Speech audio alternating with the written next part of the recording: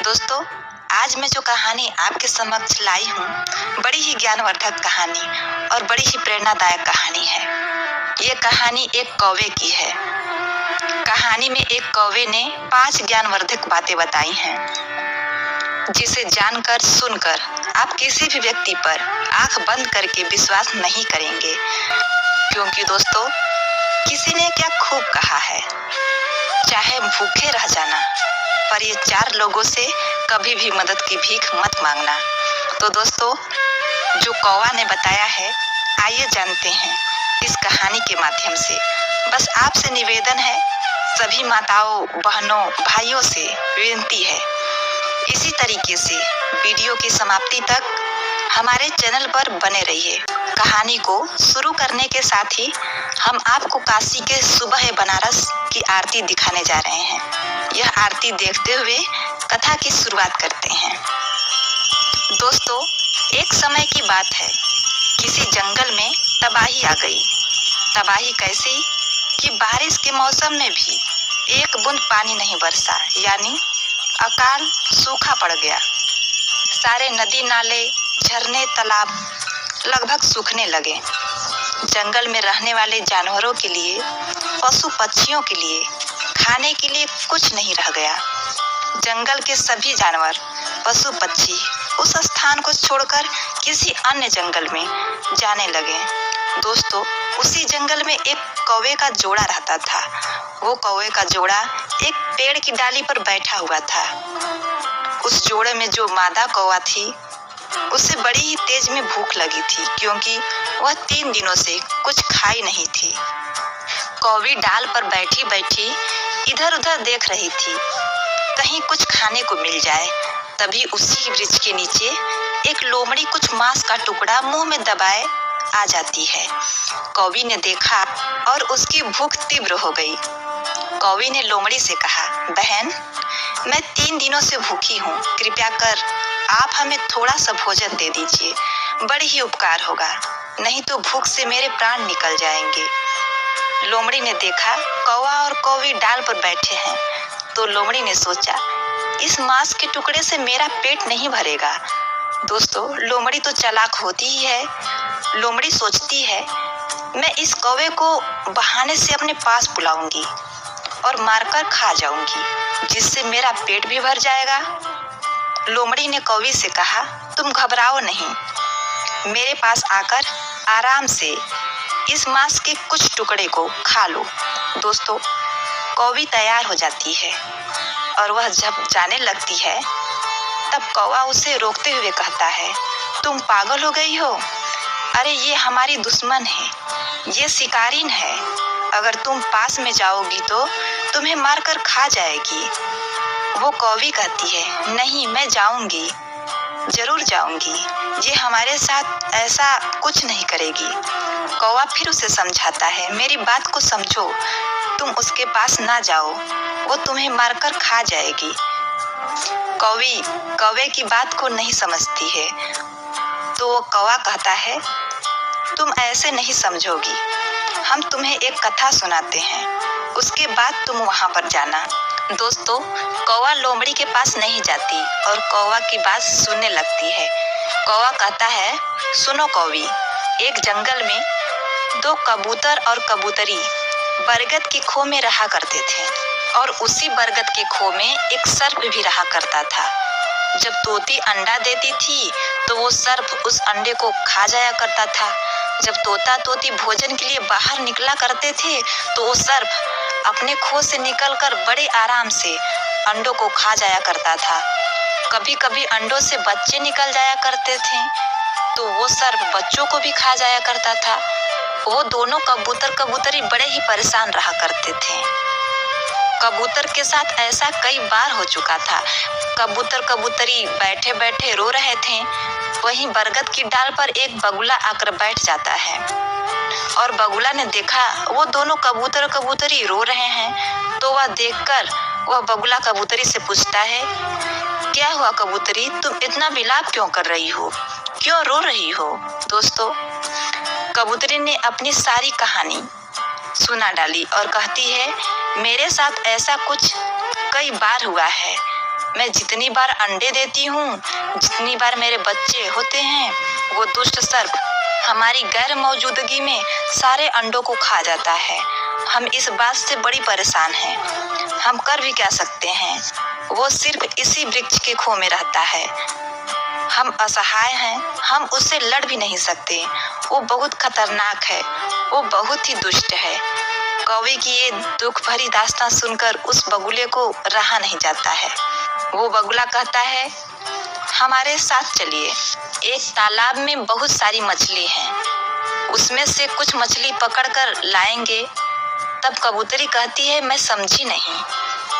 तब वो बगुला समझाता है, जब दुश्मन भारी पड़ जाए, जब शत्रु शक्तिशाली और बड़ा हो, उससे जाकर लड़ा ना जा सके, तो उस दुश्मन को बुद्धिमानी से हराना चाहिए। कबूतर ने कहा, वो कैसे?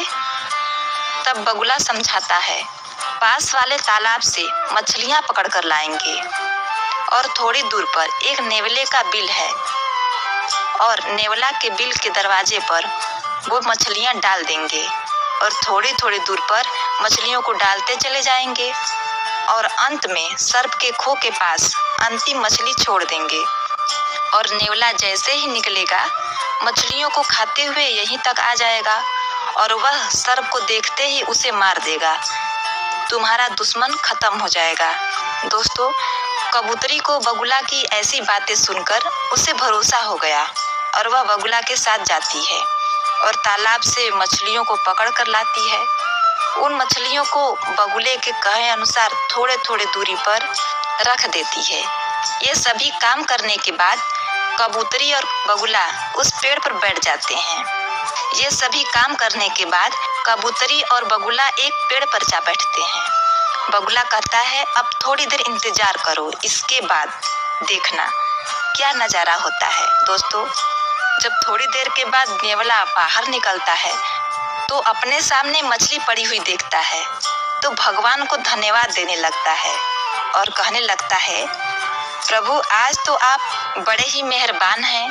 आज तो भोजन स्वयं चलकर हमारे दरवाजे पर आ गया। मछली को नेवला खाता है, फिर वो और आगे बढ़ता है, फिर मछली को खाता है। इसी तरह क्रम बाई क्रम उसे मछली मिलती जाती है और वह खाता चला जाता है। इसी तरह खाते खाते वो नेवला उस सांप के बिल के पास पहुंच गया। वहां भी मछली पड़ी थी। उस नेवले ने मछली खाई और फिर विचार करने लगा, आखिर कारण क्या है? मछली एक के बाद एक हमको मिलती जा रही है और हम खाते जा रहे हैं। खाते खाते हम यहाँ तक आ गए। लगता है किसी का घर है। किसी ने हमारे साथ कोई चाल तो नहीं चली? जो भी हो, चलो इंतजार करते हैं। वह नेवला सर्प के दरवाजे पर बैठकर इंतजार करने लगता है। दोस्तों, कुछ समय के बाद सर्प बाहर निकलता है तो नेवला यही समझता है कि इस सर्प की चाल है। इसी सर्प ने मुझे इस चाल में फंसाया है। दोस्तों, ये तो आप जानते ही हैं, नेवला और सर्प की कट्टर दुश्मनी होती है। दोस्तों, सर्प नेवला को देखते ही लड़ने लगता है और उस लड़ाई में नेवला जीत जाता है और सर्प को मार देता है। ये देखकर वो कबूतरी बहुत ही खुश होती है। कबूतरी उसी वृक्ष के डाल से आवाज लगाती है, नेवला भाई, मैं आपका दिल से धन्यवाद करती हूँ, क्योंकि आपकी वजह से मैंने बहुत बड़ी संकट से छुटकारा पाया है। इस दुष्ट सांप के मरने की वजह से मैं बहुत प्रसन्न हूँ। जब नेवला ऊपर देखता है तो वो समझ गया, अच्छा, ये जाल तुम्हारा ही बिछाया हुआ था। कबूतरी अपनी सारी दास्तान सुनाती है। उसके बाद नेवला कहता है, कबूतरी क्या ऊपर से धन्यवाद देती रहोगी या नीचे भी आकर धन्यवाद दोगी? दोस्तों, वो कबूतरी उड़ती है और उस नेवले के पास पहुंचकर बैठ जाती है, लेकिन नेवला उस पर भी वार कर देता है, उसे मार देता है और कबूतरी को मारकर खा जाता है। अब कबूतर सोचने लगता है, एक दुश्मन से हट नहीं पाए, तब तक दूसरे दुश्मन के चंगुल में फंस आए।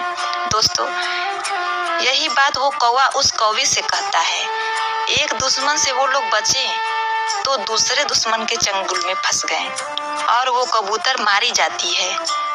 वो भूल गई, वो नेवला दुश्मन है, हमें छोड़ेगा नहीं। वो उस नेवले पर भरोसा कर लेती है। इसलिए कौवी, तुम इस लोमड़ी के पास मत जाओ।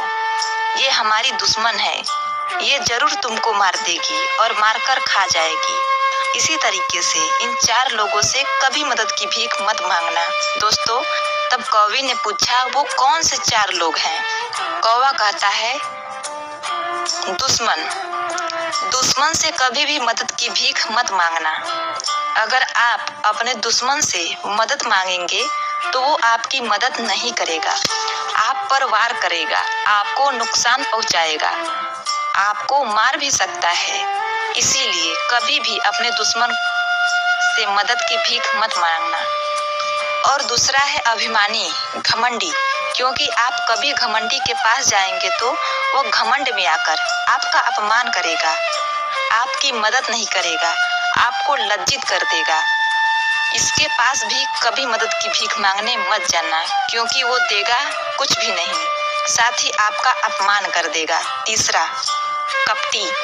कपटी के पास भी कभी मदद की भीख मत मांगना, क्योंकि कपटी जो होते हैं कपट भरे शब्द ही कहते हैं और कपट जरूर करते हैं, मदद तो नहीं करेंगे। कहीं न कहीं अपने कपट में आपको फंसा लेंगे, आपका बहुत भारी नुकसान कर देंगे। इसलिए कपटी से भी कभी मदद मत मांगिएगा। चौथा, नशेबाज व्यक्ति। नशेबाज आदमी से कभी मदद की भीख मत मांगना। जैसे आपको कहीं जाना है, आपको वाहन मिल नहीं रहा है, तो ऐसे में आप किसी नशेबाज व्यक्ति से लिफ्ट लेंगे तो समझ लीजिए वो नशे में तो खुद है, अपने आप को नहीं संभाल पा रहा है, तो वह वाहन कैसे चलाएगा? आप खुद सोच सकते हैं, वो खुद मरेगा और आपको भी मारेगा। तो इसलिए नशेबाज व्यक्ति से भी कभी मदद मत मांगना, चाहे आप भूखे, चाहे आप रास्ते में हो, चाहे किसी भी परिस्थिति में हो। ऐसे लोगों से मदद मत मांगना। इन 4 लोगों पर कभी भी विश्वास मत करना। पहला दुश्मन, दूसरा अभिमानी, तीसरा कपटी, चौथा नशेबाज आदमी। तो दोस्तों, वो कौवी अपने पति की बात को मानकर नहीं जाती है। ये कहानी हमें यही सीख देती है कि चाहे मर जाए मगर इन 4 लोगों से मदद की भीख मत मांगना। दोस्तों, आपको ये वीडियो कैसा लगा? आपको ये हमारी कहानी कैसी लगी? कमेंट में जरूर बताइए। अगर अच्छी लगी तो लाइक करिए और साथ ही आप महादेव के भक्त हैं, भोलेनाथ के भक्त हैं, तो कमेंट में हर हर महादेव अवश्य लिखिएगा। धन्यवाद।